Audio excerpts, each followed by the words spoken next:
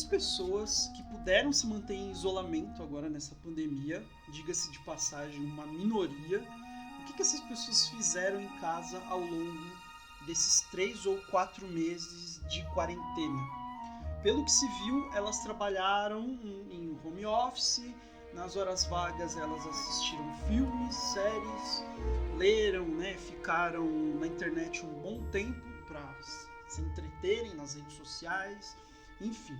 Agora, imagine uma situação dessas na Idade Média, no século XIV, onde não existia tecnologia alguma para entreter as pessoas e nem para colocá-las em comunicação umas com as outras. Imagina como seria isso.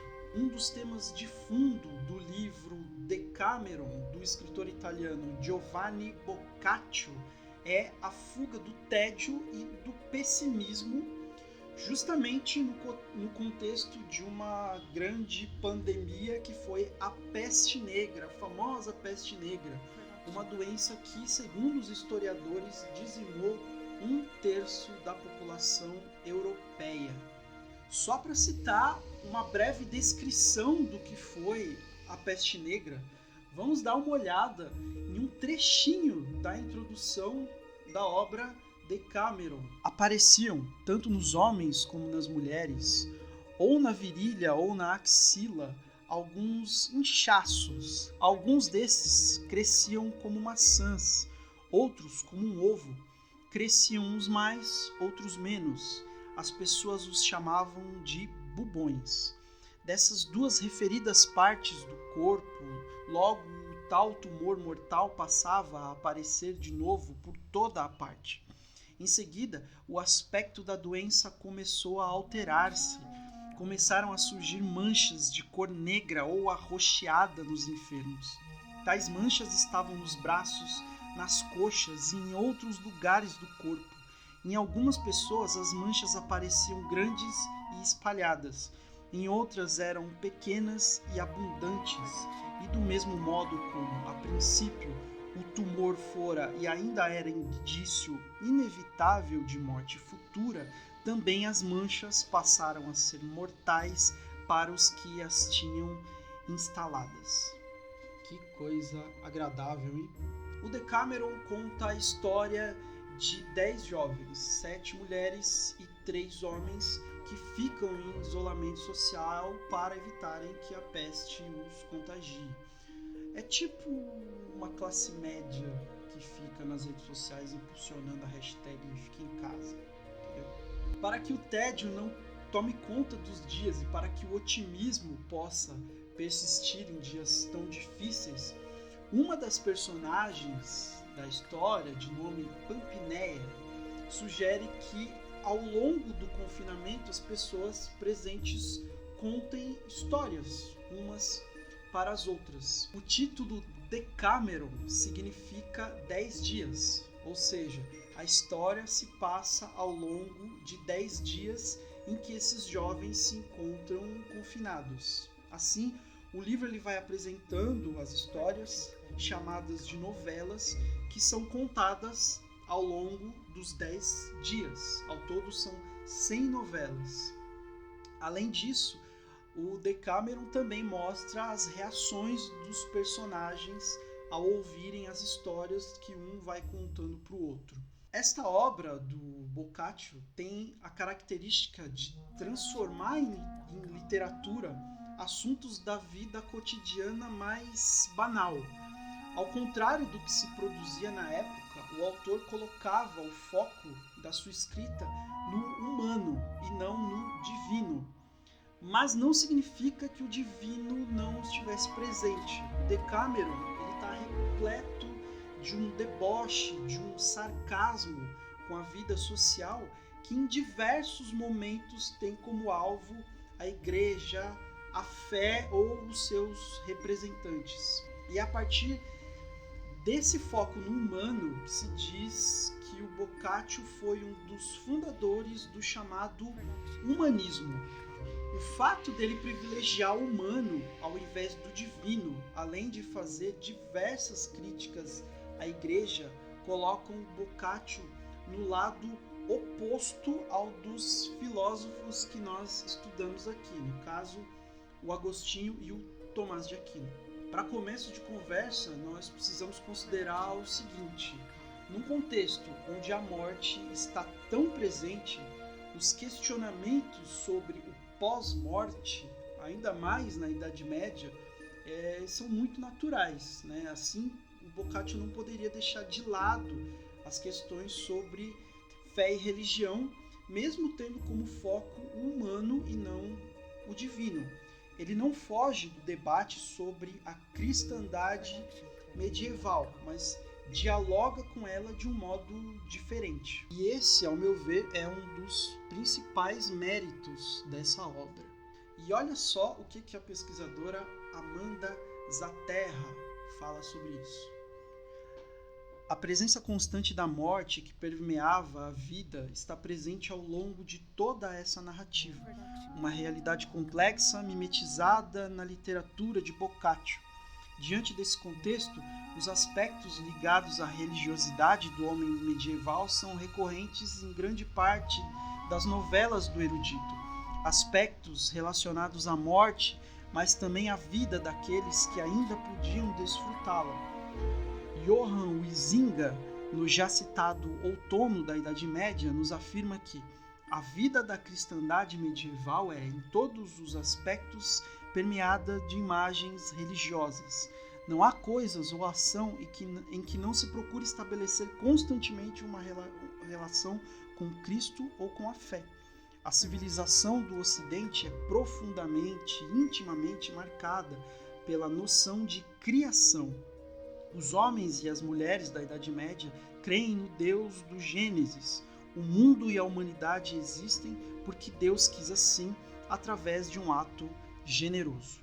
Bom, falando então de pós-vida, é inevitável tratar da ideia de pecado.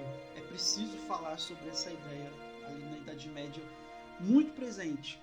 Conforme afirma o historiador Jacques Le Goff, toda a vida e visão do mundo do homem medieval gira em torno da presença do pecado.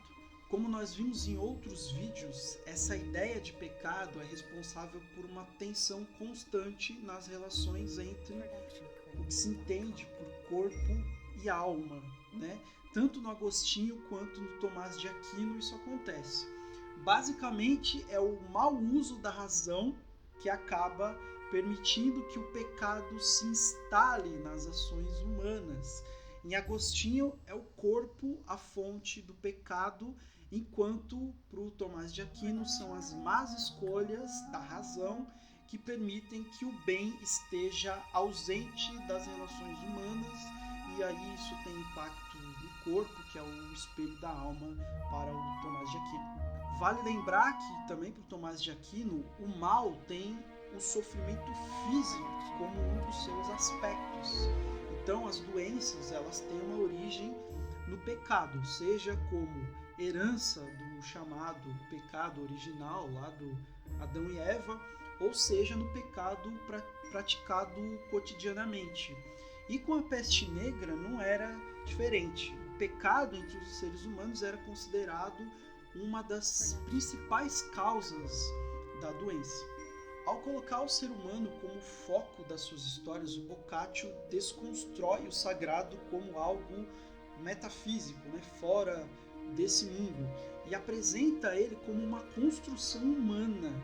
O interessante é que o Boccaccio não pretende se desfazer daquilo que é sagrado, mas demonstrar a sua dimensão material, a sua dimensão concreta. Essa dimensão ela está presente na figura de carne e osso dos santos, nos objetos de culto ou, por exemplo, nos rituais religiosos. No Decameron, nós podemos ver que é por meio dessa materialidade da carne, do osso, do suor, que o sagrado é construído. Então, nessa obra, o corpo, né, já que a gente está falando de materialidade, ele ganha uma importância que não havia nos filósofos medievais antes dele. O Boccaccio não apresenta o corpo nem como fonte de pecado, nem como espelho da alma. Para ele, o próprio corpo é aquele que abriga e compõe os milagres. A materialidade, para ele, garante inclusive uma comunicação entre o céu e a terra. Além disso, a materialidade é a nossa principal referência quando nós exercemos a nossa fé. Ainda sobre a materialidade, o Boccaccio afirma mais uma coisa. Quem decide sobre o caráter sagrado na matéria, seja o corpo ou os objetos de culto, não é Deus ou qualquer divindade.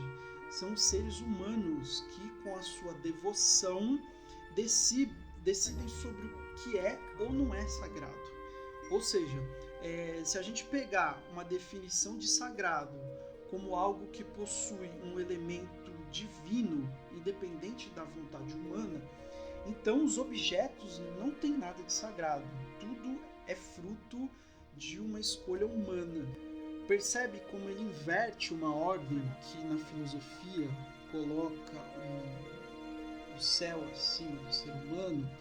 Ele parece que pega essa ordem e coloca de ponta cabeça. Além desse tema, o Boccaccio também aborda questões sobre purgatório, a comunicação entre vivos e mortos, sobre os valores morais, etc. O que eu destaco aqui é a forma, que é cheia de sarcasmo, com a qual esses diversos temas são abordados. A estratégia do Boccaccio é contrapor o riso à seriedade dos ambientes religiosos. Isso porque, ao desconstruir a metafísica do sagrado por meio de histórias, o autor parece apresentar o cômico como um dos elementos que constituem a própria fé. Isso é muito louco, porque fé, pra gente, está muito relacionada com a seriedade, né? O riso nas religiões, ele está relacionado com o quê? Com falta de respeito. Ele não tem espaço nesse ambiente. E eu acredito que essa estratégia do autor seja uma das formas de combater o pessimismo entre os seus personagens. Afinal, o riso ele tira o peso de uma existência assolada por castigos que ocorrem devido aos nossos pecados. É como se o autor estivesse dizendo assim, olha, menos, tipo, as coisas não têm uma dimensão assim tão grande. Então, a partir dessa ideia é possível pensar até mesmo um contexto de doença e morte de outra forma, outra perspectiva. O último elemento que eu destaco aqui é a sorte, a presença da sorte, que pode ser entendida como uma combinação aleatória de fatos. Vários personagens apresentados ao longo do Decameron acabam contando com a sorte, que muitas vezes ela determina o desfecho das suas histórias. Nós podemos entender a sorte também como algo que é o oposto de um destino pré-determinado. Então, sorte tem mais a ver com acaso do que com destino. Enfim, o Decameron ele expressa um conjunto de ideias e uma visão de mundo que se opõe radicalmente ao pensamento dos filósofos medievais e está presente no processo de ruptura entre o período medieval e o período moderno. O gradual declínio do poder político da Igreja e uma nova forma de enxergar a ciência e a história humana marcam o surgimento de um período chamado Renascimento, que ocorre posteriormente entre os séculos XV e XVI. Destaque para o uso da razão, que desde a Grécia, passando pelo medieval até o Renascimento e daí para frente, ela está sempre presente. No Decameron, a razão, por ser um atributo humano, que lembrando, é o centro da sua obra, é por isso mais valorizada que a fé. E com isso nós fechamos o nosso breve relato sobre o pensamento medieval, focando nas relações entre corpo e alma e apresentando ao final a ideia humanista que surge, entre outras, na obra do escritor Giovanni Boccaccio. Espero que tenham gostado. Até mais!